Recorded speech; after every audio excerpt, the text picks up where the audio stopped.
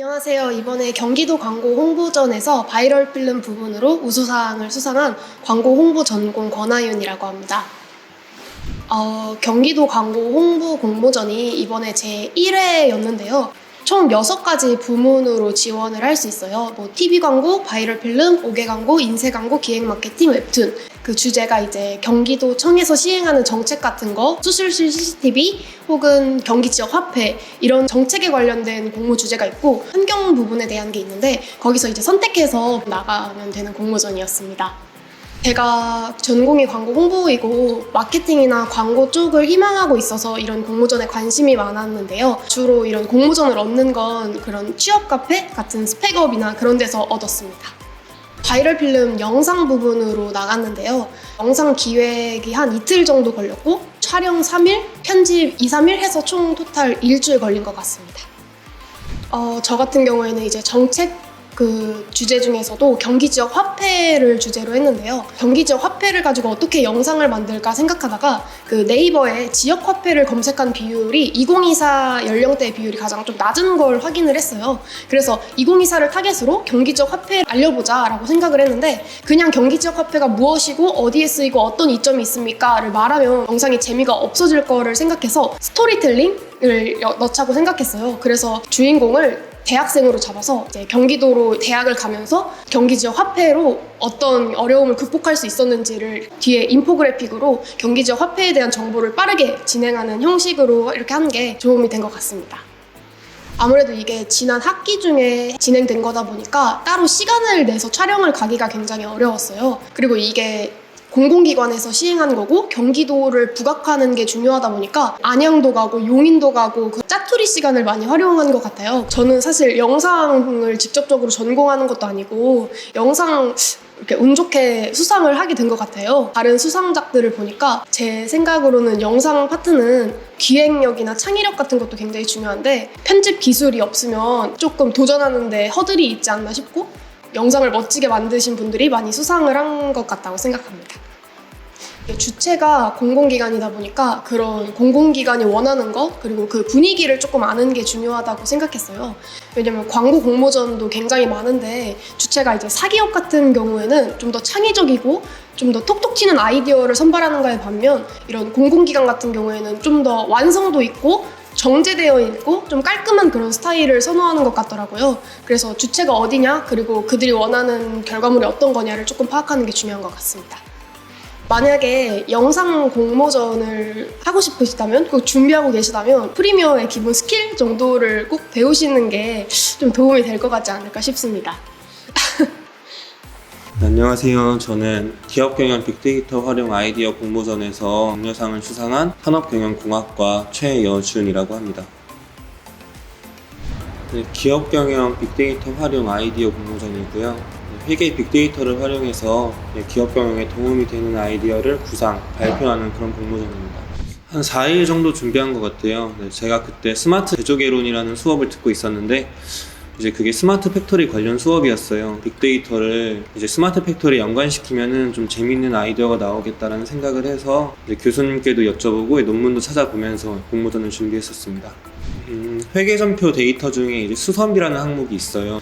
기업에서 제품을 생산할 때 이제 공정에 사용되는 그런 공정 기계들에 대한 수리비라고 생각하시면 되는데 이런 공정 기계의 수리비가 이제 언제 발생했는지 이런 빈도, 이제 계절별 차이 이런 걸 파악을 한다면은 1차적으로 저희가 최적화된 공정 점검 시간을 유도해서 비용의 절감을 누릴 수 있고 또 2차적으로는 기계 고장으로 인한 생산 불가했을 때 기업의 타격 이런 것도 방지할 수 있다고 생각을 해서 제가 아무래도 그때 2학년 학부생이어서 그런지 이제 빅데이터에 대한 자세한 내용을 잘 알지 못했어요. 그렇기 때문에 교수님도 뵙고 고학년 선배들께 여쭤보면서 다 준비했던 것 같습니다. 시작이 반이다라는 말을 절실히 느꼈던 것 같아요. 솔직히 제가 구상한 아이디어는 누구나 다 생각할 수 있다고 생각을 하는데 다만 제가 한 것은 이제 그런 아이디어를 좀 더 노력해서 구체화시키고 이제 현실에 맞게 바꾼 거에 지나지 않다고 생각을 해요. 처음에는 그냥 어떻게 할지 막막하다가 막상 시작하니까 하나하나 이뤄가는 모습을 보고 또 실제로 경험하고 그러니까 시작이 반이다라는 말이 정말 맞는 말인 것 같아요.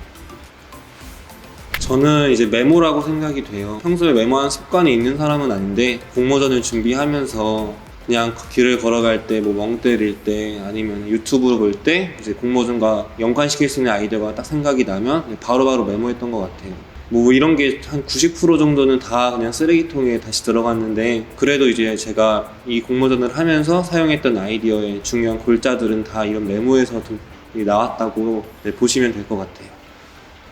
생각보다 공모전이 진짜 엄청 많다는 거를 알려드리고 싶어요. 그리고 또 공모전 사이트도 되게 많은데, 어떤 사이트에는 있고 어떤 사이트에는 없는 공모전도 또 되게 많아요. 저희가 그냥 평소에 생각하던 모든 아이디어들이 다 한 번쯤은 공모전으로 나와요. 그래서 이제 평소에 재밌는 생각이 나면은 그게 그냥 혼자서 웃고 넘기지 말고 어디라도 적어뒀다가 이런 공모전이 나왔을 때 꼭 한 번씩 도전하는 게 좋지 않나 싶습니다. 왜냐면 진짜 시작이 반이기 때문이죠. 네. 네, 저는 제7회 전국 K-해커톤에서 우수상을 수상한 ICT 융합학부 컬처 테크놀로지 4학년 안호준이라고 합니다. 과학정보통신기술부에서 주최하고 한국소프트협회에서 실시하는 그런 대회였고요. 대학생 대상으로 하는 소프트웨어 개발 대회에서는 가장 큰 규모의 대회로 알고 있습니다. 일단 그 한양대 에리카가 거기에 후원업체로 들어가 있기도 했었고요. 그러다 보니까 자연스럽게 학교에 굉장히 많은 포스터가 붙었고, 포스터에 붙은 걸 보고 이제 팀을 모아서 신청을 하게 되었습니다. 6월쯤에 모집을 시작을 했고요. 7월에 한양대학교 에리카 그 게스트하우스에서 예선대회를 했었어요. 그 예선에서 한 20팀 중에서 한 5팀을 뽑고, 경기도 대회에서 우승한 5팀을 또 모아가지고 8월쯤에 카이스트에서 본선을 했었어요. 거기서 또 20팀 중에서 5팀을 뽑고, 그리고 이제 11월에 그 상암 MBC 앞 행사장 거기 건물에서 이제 결선 대회를 했었고, 거기는 13팀이 각각 상을 타가는 그런 형식의 대회였습니다. K-해커톤이라는 전국 대회는 그 어떤 자유주제로 소프트웨어를 만드셔도 상관없는 대회입니다만, 매 회차마다 권장 주제를 하나씩 줘요. 근데 이번엔 마침 그 권장 주제가 AR, VR이었고, 저는 이제 ICT 융합학부 전공에서 유니티라는 툴을 통해서 AR, VR을 굉장히 많이 접하고 있었고, 또 다른 경로로 AR 교육 어플리케이션을 만들고 있던 프로젝트도 있었어요. 그러다 보니까 이런 AR 기술이 교육과 합쳐질 때 굉장히 좋은 퍼포먼스를 내는구나 라는 걸 느끼게 되었고, 이런 전국대회에서 우리가 기획한 AR 교육 어플리케이션이 만들어본 경험도 있으니까 훨씬 좋은 퍼포먼스를 낼 수 있지 않을까 라고 생각을 하게 돼서 AR 교육 어플리케이션 쪽으로 타깃을 잡고 진행을 했고요. 좋은 결과를 얻었던 것 같습니다. 학기 중에 대회를 나가보신 분들이랑 굉장히 많이 공감하실 것 같은데, 최종 제출 날짜가 정확하게 중간고사 그 전주 주말이었어요. 마침 또 제출하기 직전에 버그가 발견돼가지고 그 버그를 수정하고 제출을 했어야 되는데, 네, 그게 가장 힘들었던 점이었던 것 같아요. 사건 사고를 잘 극복하려면은 이제 사전에 준비를 철저히 해야 하고, 하지만 사전에 준비를 철저히 하더라도 분명히 문제는 생길 수 있으니까, 이제 그 문제가 생기더라도 내가 그걸 어떻게든 해결하겠다는 그런 의지가 가장 중요한 것 같습니다. 소프트웨어 개발 대회지만 사실 1학년에서 기초적인 그 소프트웨어 내용만 배우더라도 내가 뭐 실력이 부족하지 않을까 그런 걱정은 안 하셔도 괜찮을 것 같아요. 다만 가장 중요한 점은 분명히 내가 생각한 계획대로, 내가 생각한 대로 안 흘러갈 텐데, 그럴 때 팀원을 설득해서 우리가 처음에 생각했던 그 결과물만큼의 퍼포먼스를 수행해낼 수 있는 그런 의지, 그 의지가 가장 중요한 능력이라고 생각을 합니다. 공모전을 정말 많이 나갔으면 좋겠어요. 저는 1학년 때 그 아무 생각 없이 교내 공모전에 있던 걸 그냥 다 넣어봤었는데, 1학년 때 10개 나가서 1개 수상을 했으면 2학년 때는 10개 나가서 한 3개 수상을 해요. 3학년 때는 한 10개 나가면 4, 5개씩 수상을 하게 돼요. 그리고 이제 그 정도 수상을 하다 보면은 뭔가 다른 기회가 생겨요. 그렇게 생긴 아이디어로 지금 창업을 하고 있고, 조금씩 이제 매출을 조금씩 내고 있거든요. 다양한 외부 활동을 체험해 보시면서 학교에 있는 창업 동아리라든가 다른 인턴이라든가 그런 다양하게 이어지는 기회들을 정말 많이 겪으실 수 있었으면 후배님들한테 정말 많이 도움이 될 거라고 생각을 합니다. 저층 주거지 주거환경 개선 시민 아이디어 공모전에 참여해서 장려상을 탔었던 건축학부 윤석찬이라고 합니다. 제가 참여했었던 공모전은 인천에서 주최한 죽어가는 마을을 살리기 위한 아이디어 공모전이어서 시민들의 의견을 받아서 수용하고자 진행했던 공모전입니다. 지인을 통해서 공모전 참여하겠냐는 권유를 받아서 참여하게 되었었습니다. 준비했던 과정은 한 2, 3일 정도 투자를 했으면서 사이트 분석이나 적용할 아이디어의 개선 방안, 서류 작성을 하고 바로 제출하게 되었습니다.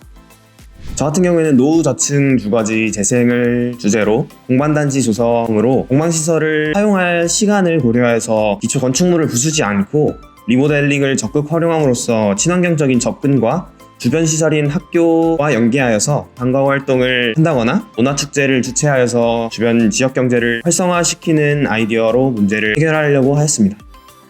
어려웠던 점은 제 스스로 잘 할 수 있을까 아니면 시간 낭비가 아닐까라고 했었던 불안감이었습니다. 하지만 그저 상을 타도 그만 안 타도 그만이라는 생각에 경험으로라도 한번 해보자 라는 마음을 갖고 마음가짐을 바꿔서 극복하게 되었습니다.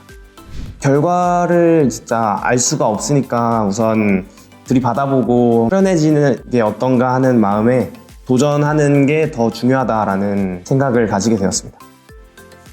건축학부에서 설계 수업 당시에 주변 환경 사이트 분석이나 컨셉, 문제 발견과 해결 과정 등을 공부했었는데 그런 점들을 적극 활용하는 능력을 필요했던 것 같습니다. 설계 수업 때 사용했었던 아이디어들도 버리지 않고 공모전에 맞춰서 진행을 해본다면 나름대로 유용하게 잘 사용할 수 있을 것 같습니다.